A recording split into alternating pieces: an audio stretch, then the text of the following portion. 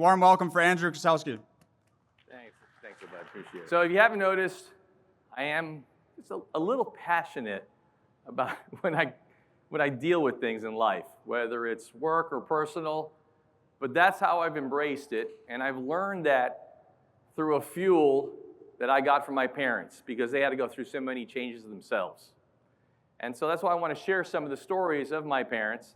As a matter of fact, that picture on the left is the Chevrolet Motor Company in South America. It was where my dad got his first job after World War II. And then the right side is involving manufacturing of tomorrow using AI.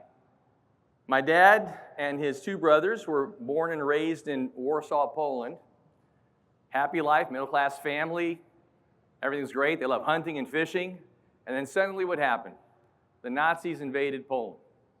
And suddenly, change. Thrust into a world of turmoil, the entire planet, and particularly my parents' family who lost their entire home.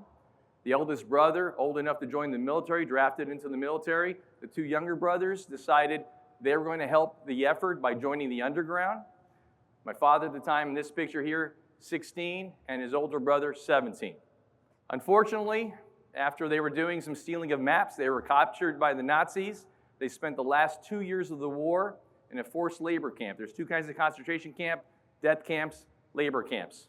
They were not Jewish, so they were sent to a forced labor camp at a young age. This is my father's identification card. If you didn't have the card with you at the time, what happens? You get shot on sight. Again, change. My mother, she was born in Havana, Cuba. I'm the first to be born in the United States. So how did they get together? You're going to find out in a second. She was a smart woman, went to a bilingual school at the time, pre-Castro. Schools were required to teach English and Spanish. My mother ended up being the valedictorian, as you see her there on the right.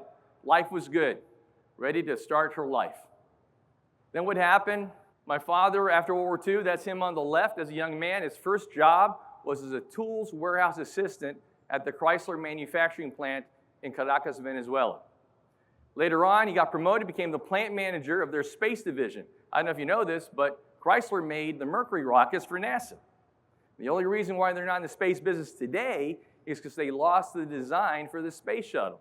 Otherwise, they'd be doing it today. So there's my dad there, working with the rockets and his crew. Wonderful life, again, change. Some new opportunity, despite the fact what he went through as a young man. What happened? My father, for some reason, runs in the family, was speaking at a conference. It was in Havana, Cuba. I guess it runs in the family speaking at conferences. My mother was working for the marketing division in Havana, Cuba. They met at the Tropicana Hotel. My dad said, okay, I'd like to go on a date with you. And my mother's response was, well, I'm required to have a chaperone. And so there you see my grandmother chaperoning them on their first date. A year later, he proposed at the Tropicana. There was a new singer by the name of Nat King Cole playing at the Tropicana, handing out 45s. I still have that 45 today. And again, change, right? A new life together. Then what happened? The morning of my mother's bachelorette party, gunfire in the streets. The revolutionaries took over. Castro took over. The churches were all shut down. We're communists. No more religion. And so, change.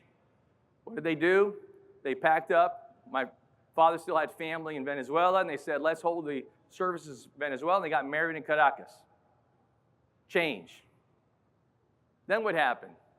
They said, well, where do we want our family to be raised? They said, you know what?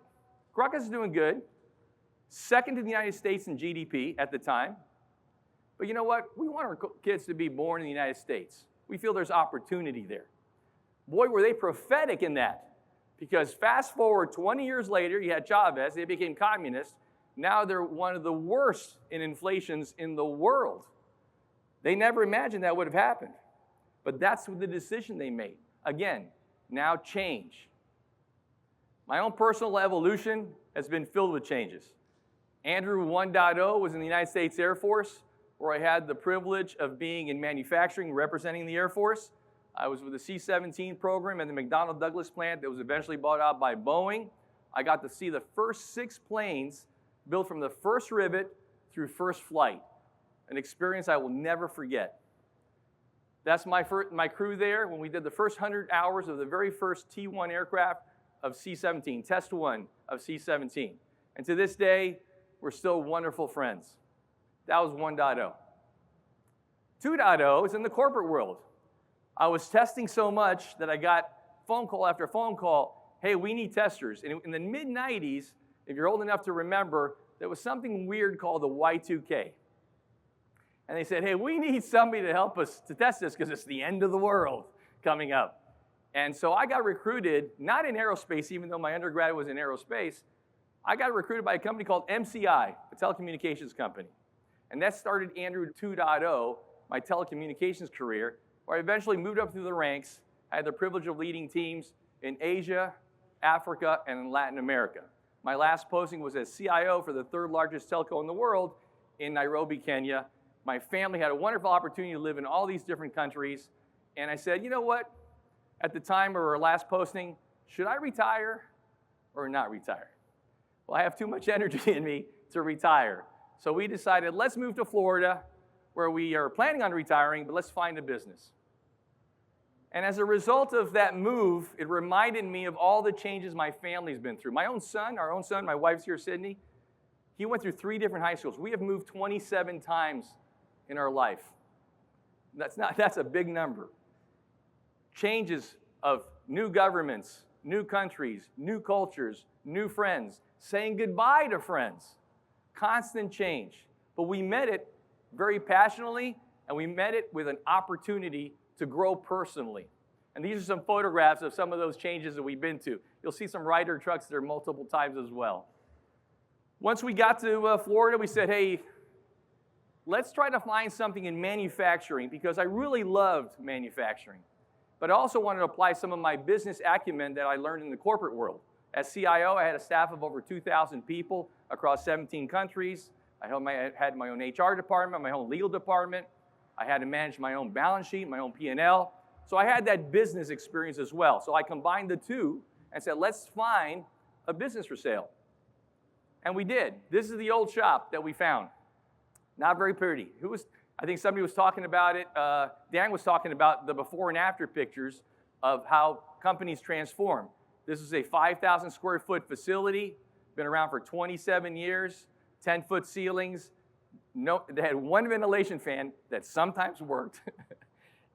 And as you can imagine, hottest tank was 160 in this place. And by 1 o'clock, everybody was ready to be carried out. It was so exhausting, especially in Florida heat. But we loved the bones of the company. One thing I did as we were going through the due diligence process, you want to remember to share the change. You know, as they say, that a problem shared is a problem halved, same thing here. So I went out to my mentors that I've known for many years, and I decided to connect with my brother-in-law, who also had bought and sold several manufacturing plants. This one in particular involved abrasives. He had an abrasives company. You know, you do sandblasting and bead blasting. He made those things. He also had an eyewear lens company where they made the concave part of eyeglasses as well. So I sought advice from him. This is my brother-in-law who sadly passed away last year. A mentor, a brother, a friend. One thing he said to me, take advantage of opportunities with substantial but calculated risks. Don't take a risk blindly. Make sure you have a plan in place. You've calculated the risks, the ups and downs, but take advantage of them. Don't let them pass you by. And so I've taken that to heart as a quote that I always remember my brother-in-law, Neil. Of course, the old shop was one that we were going to embrace for change. This is at the old office, which, by the way, did not look like this when we bought it.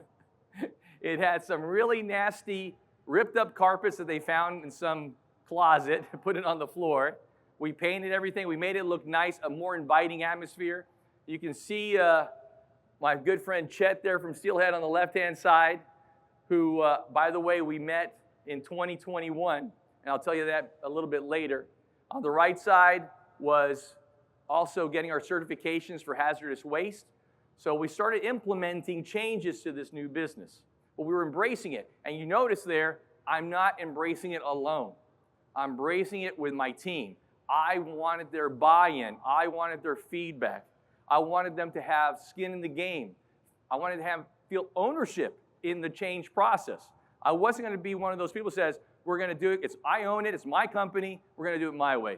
That is not my approach and never has been my approach, and that's why all my teams in the past have been high-performing teams because of that approach. And I highly recommend you taking the same attitude. We started embracing the change because we weren't going to stay in that little dungeon. I called it an Al-Qaeda cave. I mean, it was just terrible. And what we did was we started to build a new building. We wanted to go to building because we were going to grow, and I could see the growth coming. And there are groundbreaking. There's the rendering of the building, which is what exactly it looks like today. There are some of my suppliers. We had 22 suppliers across 8 states and 2 countries. And there's my wife there and my daughter, little sweat equity. We painted the walls. Again, change. The other thing is part of that change, I didn't want that change to be one that I felt, okay, it's good for me. I wanted it to be good for all age groups. When you're making change, you've got to remember age gaps. In our particular plant, 17 to 63, that's the age range. So whatever we did, we had that in mind. Can the generational gap adapt to change? That's an important part of the change process. Change can be inspirational. Sometimes people change blindly because they're so excited. They see the new object. They see the shiny thing. Great advertising, a great salesman that sells you something. But be careful. The cautionary tale is you want to take a step back, a breathe back. That's why you want to share that change. Don't just jump in blindly because it looks good. Does it fit your business need? And I'm going to talk about that in my second part. Here's again, that on the left side is the Chevrolet manufacturing plant, which by the way, you see it moving because I used AI to move it. So if you're not using AI already, you should start diving into it. My father here, a picture of him as plant manager, he would have loved everything we're doing today. He would have loved AI for sure. He got the first phone that came out, you know, the brick, if you saw the movie Wall Street, he had that phone. He got his first computer was an H&P 100 megabyte hard drive with a 1900 baud modem where you plug it in and you hear the ee, you know, all that stuff, right? Yeah, I'm sure as many of you remember that. He loved technology. He would have loved AI. So in tribute to my dad, I want to have some parting words from an AI version of my dad. You are all here for some sort of change. It could be a change in technology, a change in services, or just a simple change of scenery. I hope our family stories my son shared with you will be your fuel for your own personal journey of change while you attend Steelhead's Revenue Riptide 2025. Because, my friends, change is inevitable. Thank you, and enjoy the rest of the conference. Thanks, Dad. All right, let's hear it from my dad. So I want to talk about how I apply that fuel for change in the business, in Veterans Metal. First of all, interaction. How many people have had a change in their business, some sort of change, in the last 2 years? Raise your hands. Okay. It's amazing. By the way, change isn't about just services. You heard it, flood, new businesses. Hiring an employee is a change. Firing an employee is a change. Replacing equipment is a change. Adding new customers is a change. All these changes impact your financials, both sides of your balance sheet, and to some extent. Could be small, could be some big. Are they disruptive? Every change is disruptive, but it's up to you to manage that disruption, to plan for that disruption. I can tell you that when we bought Veterans Metal, before we bought it, during a 9-month due diligence, we had a written 10-year plan. A written 10-year plan. We knew what we were going to do for the next 10 years. It is essential that if you're going to go through a change process to have a documented plan. Don't just get a visit from a supplier or a vendor trying to sell you the next big thing. Have a plan of what your goals are, what your objectives are. Follow that. Share that with your leadership team. Have them buy in. Have them have a stake in that change. Of the changes you guys made, and gals, how many, if you raise show of hands, wish you would have made the change sooner? You, yes, sir. Staffing? Yep. And yourself? Staffing? Absolutely. Initially, when I bought the team, there was only 6 employees. We have 20 today, and we gave everybody a chance. Well, we didn't know who they were, right? There was no foreman, so I said, the most senior person there had been doing it for 25 years. I gave him the chance. I gave him some tools, a little training. Unfortunately, he didn't cut the mustard. He's still with me today, but he was not the right fit to be the foreman. Staffing was definitely a change that we could have done sooner by recruiting the right people sooner. I probably could have accelerated faster. Change to real growth. In Veterans Metal, we have what's called inflection points. In 2020, September, we acquired the business. It's making the best year they ever had in that time was $380,000. They only did 3 things: anodized type 2, chem film, passivation. That's it, nothing else. 54 tanks in a 5,000 square foot facility. We became NADCAP accredited in 2022, only for one thing, anodized. Why I didn't do them all? Because I wanted to test it. I wanted to find out, small scale first, if we can get it done. Right? I didn't jump into the deep end of the pool. I said, can we at least make that? We got quality management, 7004. We got 7108-8, anodized. And we successfully accomplished that. My predecessor had 0 accreditation certificates of any kind. 2023, digital transformation. That's, of course, with Steelhead. Little anecdote there. When I met them in the fall of 2021, I already had met with the CEO of Paperless Parts, Job Boss.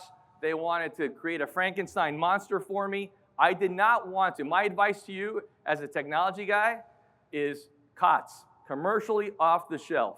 Do not buy software that somebody has to customize. Why? Because every time they come out with something new, you got to pay for it. Buy commercial off the shelf. And suddenly, I got a phone call the last day of IMTS. I got a phone call from some guy named Chet. And I was tired. We'd walked for 4 straight days, my wife and I. And I said, okay, listen, I already said yes to the guy, so I'll go. They had a little 5-foot square, 21-inch screen. And Chet's talking, and I'm looking at the screen.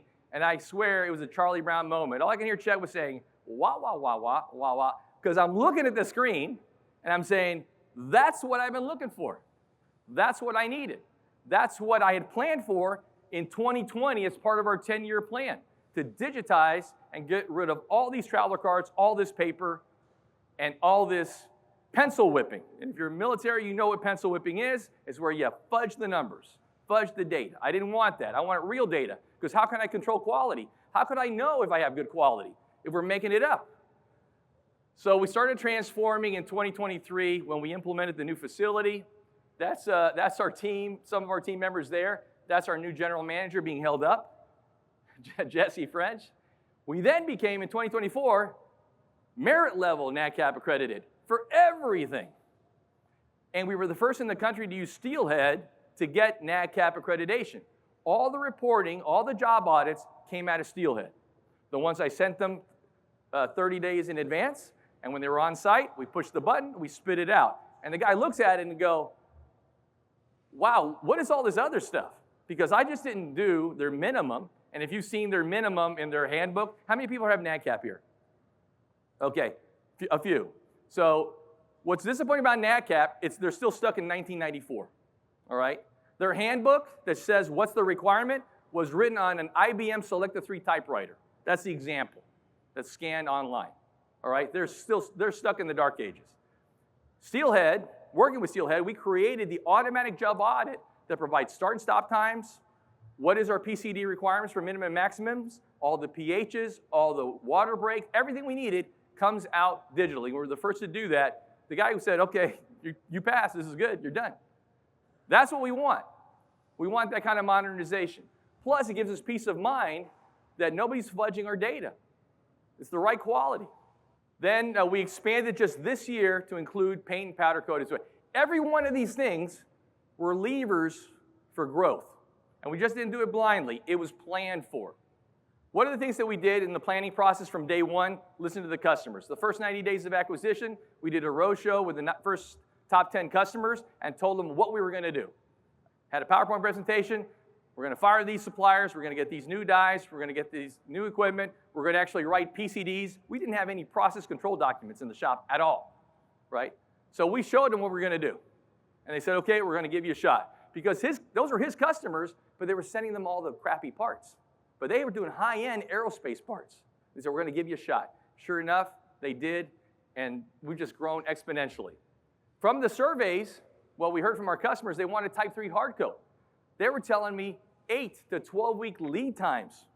And so when we were building the building, we added Type 3 hard coat as part of an investment. But I tell you what I didn't do. We already had 2 anodized tanks for Type 2. We added the third for Type 3, but I only bought 2 rectifiers. Why did I do that? Because even though a customer tells me, oh yeah, we need this, doesn't mean it's going to happen overnight. It's going to take time to ramp up that relationship, right, to get the revenue and the sales coming in. So we had a tank for 1 rectifier for a Type 2 and a Type 3, because I did not want to lose my Type 3 revenue, because it represented a significant amount of my revenue. And we said, you know what? When it grows, we'll add that third. We made it scalable, but we also made it ready. We invested once. If I had not done that, I'd have to invest in another line.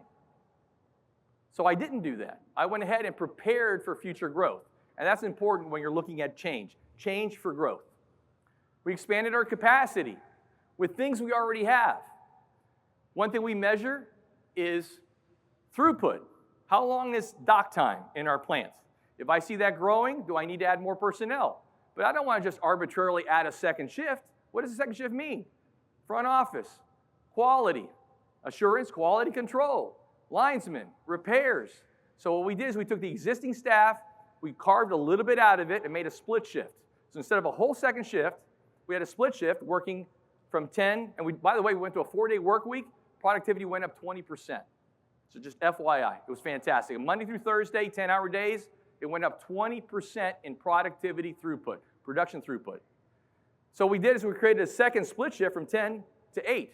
So you don't need to suddenly throw all this extra money. Test it. See if it's going to work. Get hopefully your staff volunteers. In my case, the staff, I had volunteers. I said, hey, I need 2 guys in the production line. Can you volunteer? Sure, we'll do it. I said, do it for 60 days while I collect data, and if it works, I'm going to hire people. And sure enough, that's what we're doing now. We're hiring people. They're starting next month. We also look for complementary things. When you're changing, what else can you complement? We added masking, part marking. We added engraved filling. Why? Because the customers wanted a one-stop shop. So when you're doing changes, look for those value-added ancillary services. Just don't stick with the one thing you changed. Digital transformation. Of course, I mentioned that with this particularly steelhead, but it wasn't just steelhead. Everything in our shop is connected digitally. My waste treatment plant, on my phone right now, I'll get an alert if we're dumping more than we should. We treat 10,000 gallons of waste per day. That's what we dump in the sewer every single day for waste. 10,000 gallons per day. The EPA loves us. They give tours of other businesses of our waste treatment. It's automated. There's a pH device that automatically adjusts the pH. I don't have to freaking touch it. I have a sonar-based flow meter that tells me exactly how much I'm putting in the sewer every single day, so I can control my costs. So if somebody messes with the valves, because remember, they charge you for water coming in, they charge you for sewage going out. They charge you both ways, right? Your utilities. So I measure that electronically, proactively. This, of course, is a representation of our line. These are digital displays that are in the shop. They're color-coded. Everything is green, which means everything is good from the linesman perspective. The linesman is walking, they could see it. There's an audible alarm and a color code. If there's something wrong, he can stop the production and see what's going on, as opposed to looking at a PLC, which is around the corner from the other side of the line. So again, these are all tools to mitigate risk. So in our changes in digital transformation, we were also looking for risk reduction. Customer portals, that was great with Steelhead. I remember I told them about the Pizza Hut application thing to reduce our call volume by 80%. What's happened there? Are you in the business to sell phone calls? No, that's a transactional cost. We're in the business of coding, not answering phone calls. So what happened? Customers were calling, status of my part, status of my part. They'll drop it off 10 minutes ago, status of my part, right? We're not Amazon, right? Which we have to remind them. Now, all our customers are on the portal. And the feedback has been phenomenal. They love it. They love the transparency. And they hold us accountable. When they say, why is my part still in receiving after 4 days? When our turnaround time, average dock time in my plant is 1.7 days. That's how fast we turn things around because we're super efficient. So they hold us accountable. That particular part got stuck on a shelf in the back that one of my employees who was a little short didn't see it. It was back there. And so I love the portal because it also holds us accountable, but it also reduced my transactional costs. Digital transformation, a wonderful change. Certifications and recognitions are all about your change as well.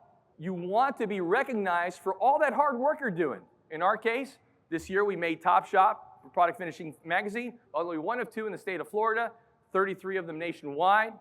We also have Merit. We also were recognized as a Grow Florida Company to Watch, second stage company. We also support our local charities. The bottom left there is the robotics teams that we sponsor through STEM. The Cupcake Crawl is through a company, an organization called Celebrate Birthdays, where they make sure every foster child has a birthday. HEP is Homeless Empowerment Program, where they support veteran homelessness. Why do we do that? We do that because we also want to give back to the community. But I'll be very frank from you. It's not bad for marketing. It's not bad for our advertising to show that, hey, we're not just collecting money, we're giving it back too. And our customers love that because they are also proactively in the community. So there's a relationship, a symbiotic relationship. Hey, I'm doing that too. And suddenly the relationship grows because of that same shared values. Here's some universal growth levers. There's a bunch of them, but I'm going to put 6 up. Customer-driven change. Listen to your customer. Don't make assumptions of what the market is calling for. Do the surveys. Do them frequently. Phone calls, text messages. I talk to my top 10 customers all the time. We have many more than 10, but I talk to the top 10. And I always listen. What is it you're needing? What is your coming down the road? What does your pipeline look like? Those conversations happen on a frequent basis. Incremental innovation. A lot of things people do big bang. I've never liked big bang implementation. I like doing things incrementally. And what happens? When you do 20 incremental things, it becomes a really big thing. But it's manageable. It's manageable from a risk perspective. It's manageable from a cost perspective. It's manageable from an implementation perspective. When we did Steelhead, we didn't implement all of it overnight. We started with quoting. That was the first thing we did before we moved into the new building. Then we started implementing QR codes. We implemented quality. We implemented invoices. That is just my style of implementation. I like scaling small bits at a time, and then over time, then finally you got the whole shebang. Diversification, expanding your services and market. In our particular case, we don't just stick with one particular vertical. My predecessor, he just stuck with one particular thing. We do military, we do auto parts, we do gun parts, we got our FFL 7 license, which I did not listed there. So we diversify. Why? Because markets change. There's peaks and valleys. Some things are seasonal, right? Military seasonal. You got to wait till they pass the annual budget, if they pass the annual budget, right? So, and then you got the auto shows, you got the motorcycle shows. They happen certain times of the year. So you want to diversify your portfolio. So when we grew, we had to focus in our growth to make sure that we looked at different types of verticals. Build partnerships. We have a partnership with a local metal finishing shop. They don't anodize, and we don't gold plate or silver plate, but they do. So we advertise for them, they advertise for us. There's no revenue sharing, but we work cooperatively together. So when they get quotes and they see a blueprint that says, hey, it needs anodizing, and suddenly, but I have this other part for gold, they call us. They say, hey, here's a customer for you. We do the same in return. It's been a wonderful mutual benefit relationship. Many of my colleagues, when I first started, oh, I don't want you to know what I do. You know, close to the chest. You know, it's a secret. I don't want you to steal my customers. That is BS. There is so much work out there. There isn't enough plating shops or metal finishing shops on planet Earth to cover all the work. Otherwise, there wouldn't be 12-week lead times if there was. So we share, we share, we share. Talent and culture. We mentioned that a little bit earlier today. The focus is on the team. The attitude is on the team. It's a mindset. If the team doesn't have the mindset of quality, communication, then forget it. You're not part of Veterans Metal. That's just how it is. In 5 years, we've hired and fired 19 people that did not measure up to the core values of Veterans Metal. It's just a waste of time, guys. You're paying salary for no reason. So you want to have that mindset among the team, especially those that can appreciate what's coming down the road. Technology, automation. Oh, I've met so many of my colleagues that are still, when I got the company, a ledger book that they bought at Office Depot, they were writing checks for payroll, they were calling taxes in over the phone to the IRS. The first thing I did on day one is that I picked up the fax machine and I threw it to the dumpster. That's the first thing I did on day one. I said, no, this is not where we're going. We are getting out from 1980, 1970, 1990s. We are coming up to this era and beyond. So embrace technology. It's part of the change. If you want to grow as a team, if you want to grow as a company, change, change, change. But don't change for the sake of change. Have a plan. Speaking of a plan, financial discipline is strictly important. Where's Shannon? Shannon is my office manager. Shannon, how often do we look at numbers? Every single day. Corey, what kind of numbers do we look at? That's my production manager. We do that every day. Now, you might think, oh my God, I don't have all day to spend on this. You have to be disciplined on it. We have 30-minute leadership meetings, very specific agenda, very tailored. I have a separate meeting with quality assurance, 30 minutes, very specific, very tailored. Quality assurance, 30 minutes, I'm the leader, right? So I have these individual meetings, but they're very specific. You're in and out. Get to your numbers. Where are we? Is that an issue? What do we do to address it? Who's got the action item? That's it. It may sound like it's going to be all day. It doesn't have to be. I did this in the corporate world all the time. So what's the biggest thing today?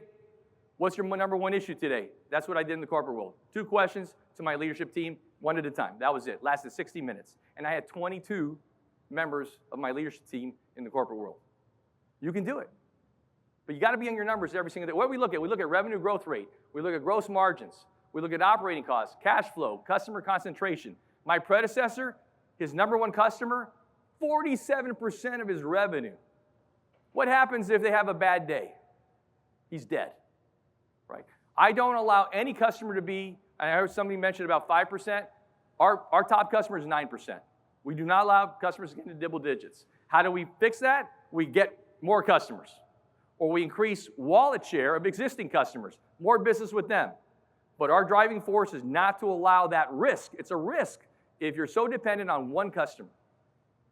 ROI on service and equipment. When we invest to focus on the ROI. How fast we can get that? If we can't get that ROI fast enough, forget it. Paint and powder coat, when we did the evaluation, 6-month ROI. We didn't buy new. We bought new paint booth, we bought a used oven. Right? Oven, $65,000 new, $12,000 used. I had to change the relay, had to change the controller, $3,000 more dollars. That's a no-brainer. And I already had standing orders for paint 2 months ago, POs. So I knew it was going to get paid, but it was a 6-month ROI. The last one, a lot of people don't look at this number. RPE, revenue per employee. It's statistically, if you look this up, you'll find statistics. If you have a low RPE, you are slowly dying as a company. Revenue per employee. What happens? If your revenue is static, what's not static? Every year you got to pay more to your employee, more insurance. Your suppliers increase their rates. That's going up. But your revenue is static. So what's going on? Your profitability drops, your margin drops. So you got to focus on RPE. You want to keep looking at raising that revenue per employee. A healthy company has at least $120,000 per employee annually. At least. So a really healthy employee is $200,000, $250,000 per employee. That's a healthy, super healthy. Why? Because that's money that you can invest back in the company and backing your employees with 401ks, bonuses, other perks.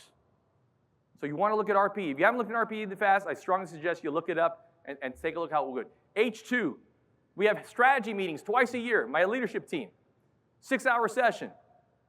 We review what is the written plan against the old 10-year plan for the next 6 months. We look at all the financials, we look at new services, we look at how it's going to impact revenue, margin, RPE, and then we hand out action items. And after 3 months, we have that was a 6-hour session, we have a 1-hour session to decide, okay, where are we in the action items? I did H meetings in the corporate world, they were fantastic.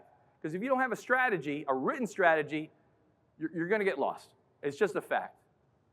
Here's the action framework. Identify the opportunity, assess it through ROI and RPE, test it, small scale, don't go big bang, do a little bit first. If you're going to implement a new service, try it with 1 or 2 customers before you start advertising to everybody, hey, we got this wonderful new service.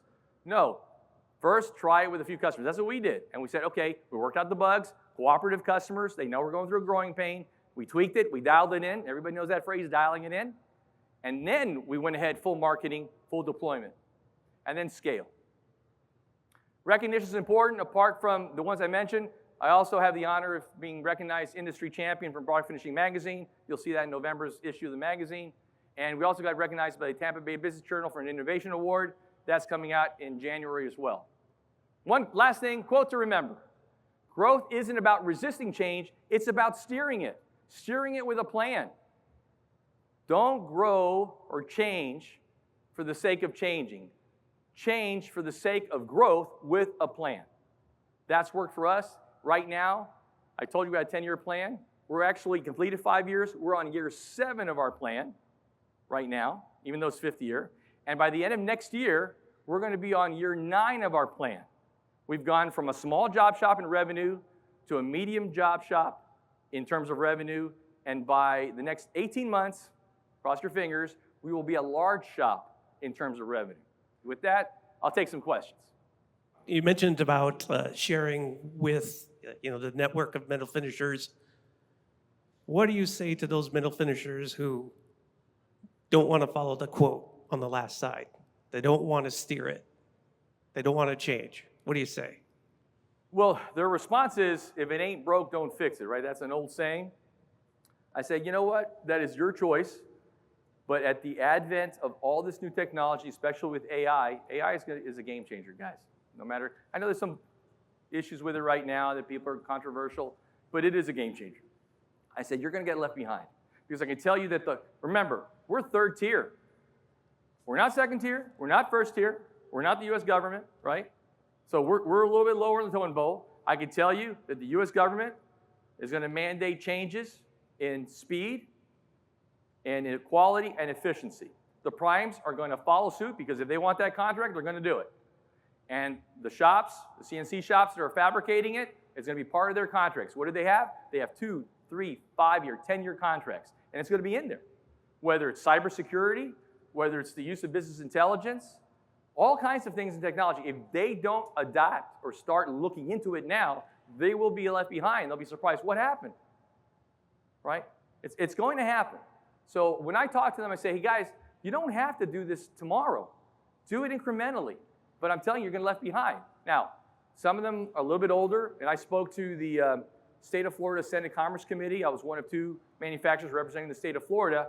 And when I spoke to them, I said, our biggest problem today is that we're aging out in manufacturing. Owners are, right? It's 70 or 80 years old, right? And they don't have anybody to leave it to.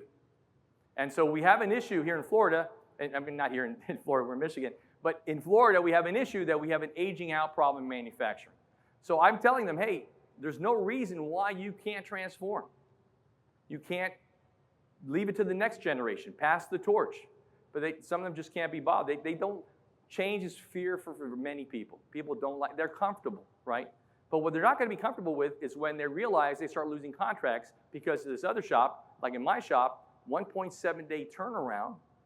That's why people come to us. Because of that, our turnaround. Because they want speed, but they want quality too. And they're paying a premium for that quality. We're not giving it away for free. Who had another question? I thought I saw Chet back there. Andrew, so you've pulled me into your presentation twice now, so I feel obligated to participate. So we've known each other for a long time. You had the 6 levers that you've pulled for change and for growth.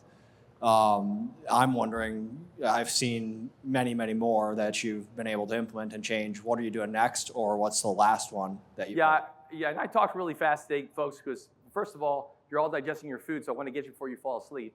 That was the first goal. And then, of course, there's so many more sessions. But there were other things I wanted to include. One in particular, I'll do this one really fast, is when you're investing in new services or new equipment, you should make it a requirement line item.